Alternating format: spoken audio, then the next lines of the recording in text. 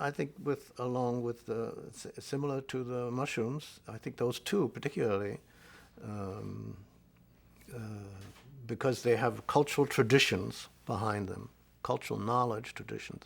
So it's not just, adopting the plant as a medicine. It's traditional science would say, "Oh, this is interesting. We should study this ayahuasca thing and analyze it and figure out what the active principle is, and then we'll patent it and sell it back to the natives and screw the natives, basically."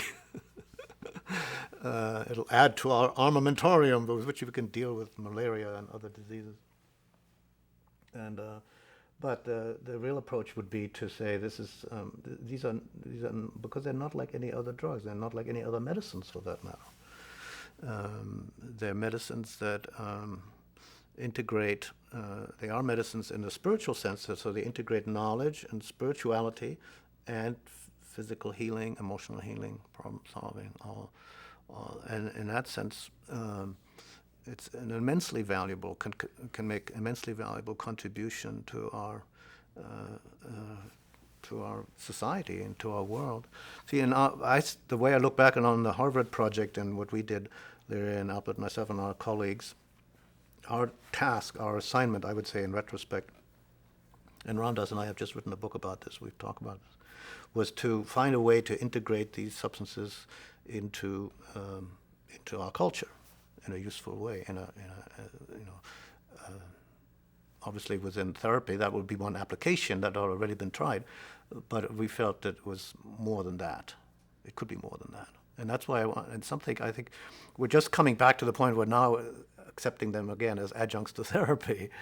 And that's a good step in the right direction. But it can be much more than that, you see. It's in all the studies in terms of religion, and all the studies in terms of creativity, and new forms of all these new social forms that were discovered in the 60s, and a new approach to environmentalism, really changing, causing us to rethink our worldview,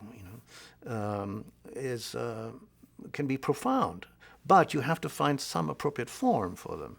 And so therapy is one form, and religion is another form. Yeah, so there's something other than religion and therapy, though, Yeah, as a model. it's hard to know what the form might be, and maybe maybe it won't be in an institutional form. In actual fact, I think I used to think if that was our assignment, well, we failed, because it was made illegal and all of that, and can't be used. But on the other hand, from another point of view, we didn't really fail because it does exist. It's an underground culture. It's a layer of culture that's underground. It's and maybe that's the best that could be hoped for.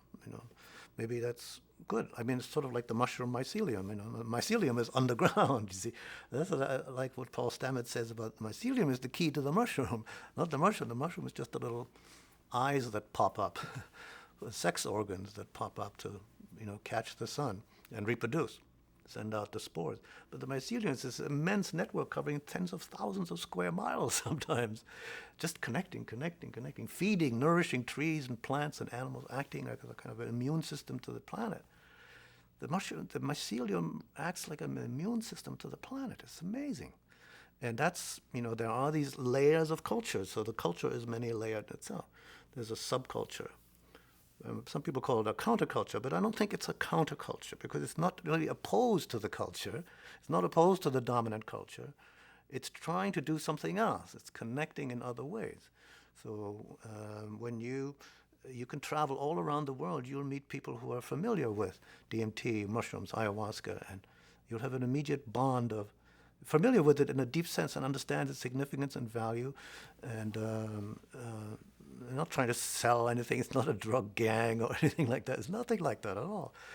It doesn't involve huge amounts of money. It just involves people helping one another and creating beautiful communities, trying to live in communities, living more in harmony with the land, using the experiences to make changes in the way we relate with one another in families, and the way they prepare and understand for death and dying and curing and illness. So and even the raves, where they use mushrooms like the Grateful Dead and use mushrooms on the raves, and people use MDMA. It's not a plant, but there's probably some plant ancestors behind it. I think of the plants as ancestors to the drugs. It's the spirit of the plant. The spirit of the plant can also be present in the drug. But it always depends on the setting and how you use it, and the spirit with which you take it and approach it. If you take it with a humble and sincere spirit that's oriented to and respectful of others and respectful of the plant and the environment and the world, then you can tremendous gain from it and tremendous value. So it would be a shame if it were to stop. I think it's impossible to stop. Yeah.